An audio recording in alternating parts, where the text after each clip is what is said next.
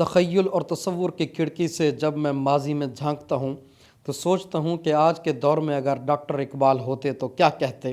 وجدان کہتا ہے، وہ یہ کہتے، اے میرے اہل وطن یوں مجھے رسوا نہ کرو، عصمت ملک و وطن کا میرے سودا نہ کرو۔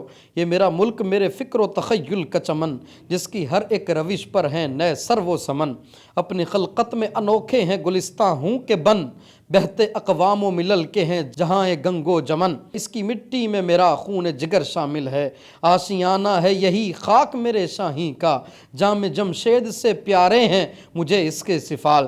میری بے تابی افکار نے سوز شب نے انہی ذرات سے وابستہ کیا اپنا معال۔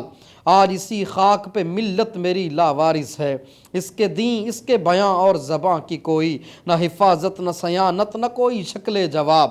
میں تو کہتا تھا اسے سارے جہاں سے اچھا، اس کی تقدیس کا اے لوگو تماشا نہ کرو، کسی خاموش کے منہ میں بھی زباں ہوتی ہے۔ میری آواز پہ تم کان لگاؤ تو کہوں، امن و انصاف و دیانت ہے تمہارا ذمہ، خدمت ملک و وطن کا ہے فریضہ تم پر۔